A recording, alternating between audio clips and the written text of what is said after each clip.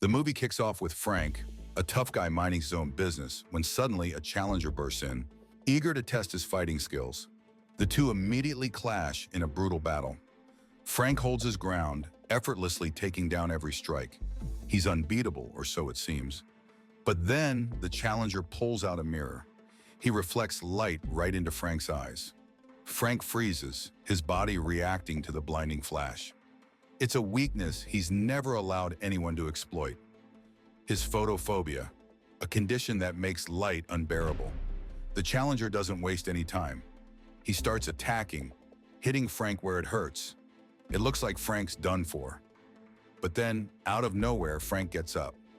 Eyes closed, he's not going to let light stop him. He fights back, relying on his senses, not his sight. After an intense back and forth, Frank lands the final blow, knocking the challenger out. Breathing hard, the challenger finally acknowledges Frank's legendary status.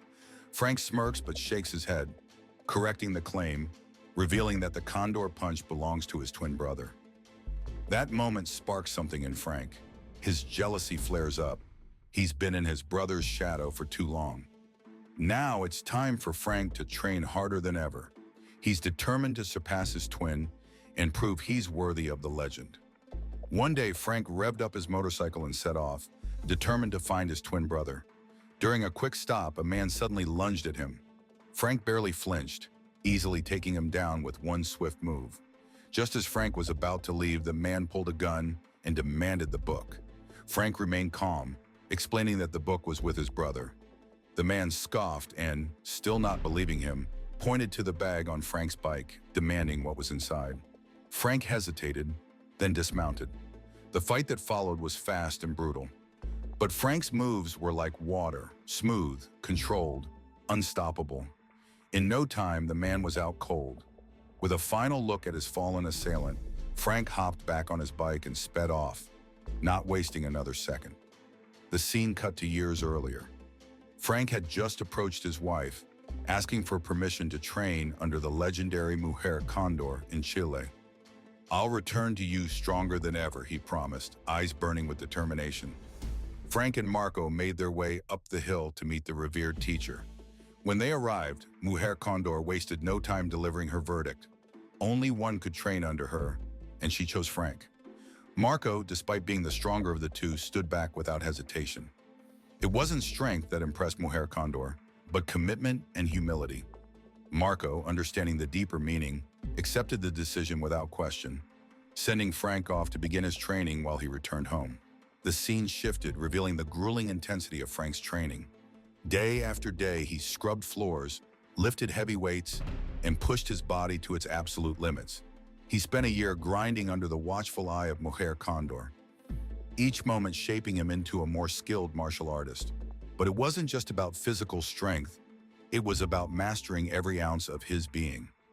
One afternoon, as Frank and two other students were deep into an intense training session, something felt off.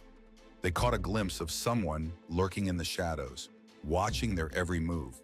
To their shock, it was none other than Marco, Frank's twin brother. Turns out, Marco never went home. He had been secretly training, mimicking every move they made. Condor finally broke the silence, revealing that Marco had been shadowing them since Frank first arrived. A few days later, Condor's students practiced with their eyes closed, focusing purely on instinct. Soon she appeared beside them like a shadow in the wind. The greatest challenge was conquering the guest they all carried within them, the ego. With a calm nod, Condor asked one of the students to climb into an empty vessel. At first, it seemed impossible, like something straight out of a fantasy. But then Condor mirrored the action, her balance flawless and defying all logic. She smiled, exuding confidence, as her words emphasized the importance of self-belief. She reminded them that their bodies respond to the words they speak, and if treated with kindness, it would follow suit. The next day, one of the students couldn't take the intensity anymore and dropped out. Now it was just two of them left. Condor grinned, announcing it was the season without legs. For the next 6 months, they weren't allowed to use their feet, not in practice, not in daily life. In the mornings, the two students tightly bound their feet and got to work. They learn to move in new ways, relying on their bodies, their minds, and their willpower. No legs? No problem. For a month, they pushed through the pain, grinding it out. But then, one day, another student cracked. He couldn't handle it and left, leaving Frank as the last man standing. Now it was just Frank and Mujer Condor. He trained harder than ever, forced to do everything without his feet, but something in him had changed. He was adapting. One night, as they shared a simple meal, Mujer Condor looked at Frank and said, "If you finish this, you'll be my best student." Frank barely registered her words when he saw a movement in the bushes. Marco, the man who had left earlier, was watching from the shadows. Frank turned his attention to Mujer Condor, noticing the shift in her demeanor. She explained that Marco was stronger than him, but his broken heart and overwhelming jealousy hindered him. Frank stared at his teacher, unconvinced. Something didn't sit right, but he didn't ask any more questions. The scene shifts, showing Frank exhausted but determined, completing his intense 6-month legless training. His body is battered, but his spirit is unbroken. Mujer Condor steps forward, holding an ancient book with a reverence that fills the room. She places it in Frank's hands, her movements slow and deliberate, her face showing signs of weariness.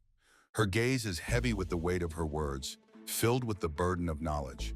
She looks older now, frail even, unable to protect the book like she once did.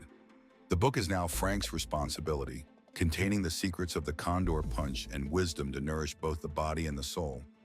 It must be safeguarded at all costs, kept away from those who would misuse it. As she finishes speaking, Frank takes the book, feeling the gravity of his new responsibility. But somewhere hidden in the shadows, Marco watches, his eyes narrowing as he listens to every word, eavesdropping through the window. Cut to the present. Frank is on the hunt for Marco. He steps into a dimly lit bar, the smell of alcohol and smoke thick in the air. He's here for a drink. He approaches the bartender, requesting a bottle of water. The moment he speaks, the tension in the room spikes. A group of thugs, clearly looking for trouble, eye him with disdain. One of them steps forward, grabs Frank by the arm, and shoves him toward the door. The thug continues to taunt him, dumping a whole bottle of water on Frank before walking away with a sneer. With a calm that barely masks the storm brewing inside, Frank turns and walks out. The thugs laugh, thinking they have won. Frank does something unexpected. He returns to the bar, sits down, and orders a beer. The thug immediately notices him, sneering as he glares from across the room. Frank doesn't flinch. He simply picks up his beer and pours it straight over the thug's head. In a flash, Frank takes down the rest of the thugs one by one. It's effortless, almost too easy. They crumple to the floor, completely immobilized. Just as Frank turns to leave, a voice cuts through the silence. A man named Kalari, smirking, steps forward. He holds up a glass to Frank's face, exploiting Frank's photophobia, his deadly weakness. Kalari's challenge is clear. Friday, 5 a.m., we duel, to the death. Frank's eyes narrow, calculating. He knows exactly who Kalari is and why this challenge is happening. As Marco's current student, he can't back down. Fine, Frank says, his voice cold and steady. It's a date. Scene shift to the past. Frank trains relentlessly under Mujer Condor's watchful eye. Day after day, the harsh training pushes him to his limits, sometimes forcing him to close his eyes as he learns from the ancient book that will one day be his. But then tragedy strikes. One day while Mujer Condor lies sick, Marco attacks. The old teacher's life is tragically cut short. Frank and Marco face off. It's a brutal battle, but Marco's desire for the ancient book drives him to deal a fatal blow to Frank. He knows death is coming soon. But just as Frank's world darkens, a mysterious figure named Wook, an old friend of Mujer Condor, swoops in to save him. Weeks later, Frank has recovered. Under Wook's guidance, Frank learns martial arts, pushing his body and mind further than he thought possible.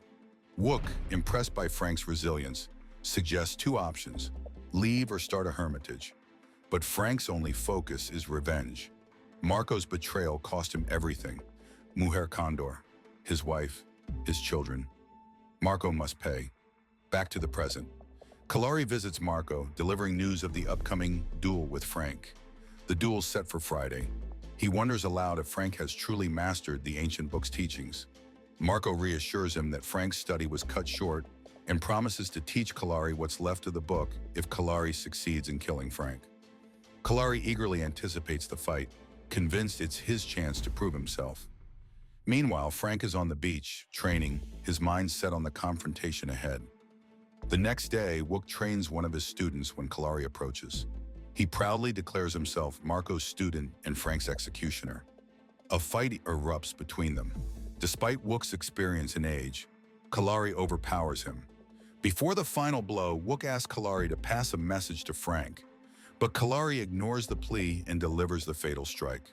Kalari heads back to Marco. Triumphant, he relays his victory and promises to eliminate Frank next. Marco advises him to get inside Frank's mind. That's how victory will be secured. Frank, packing his things, revs his motorbike. The duel is set. In the end, Frank and Kalari stand face to face, the tension palpable. This is it, a fight to the death. They warm up, sizing each other up. Then the battle begins. They clash fast, their martial arts skills on full display. Kalari seems to have the upper hand at first, landing powerful strikes. Frank is pushed back, but he doesn't break. Just when it seems like Kalari will land the final blow, Frank dodges a kick aimed at his head. The fight rages on. Frank starts to turn the tide, overpowering Kalari. Trapped, Kalari opens his shirt, revealing a hidden flashlight, his secret weapon. He shines it in Frank's eyes, hoping to exploit his weakness. But Frank, used to fighting with impaired vision, shrugs it off and keeps coming. Kalari, desperate, hands Frank a piece of embroidery with Wook's name stitched into it. He reveals that when Wook was dying, he wanted to share his final wishes. But Kalari, unwilling to listen, ended Wook's life instead. Then comes the revelation.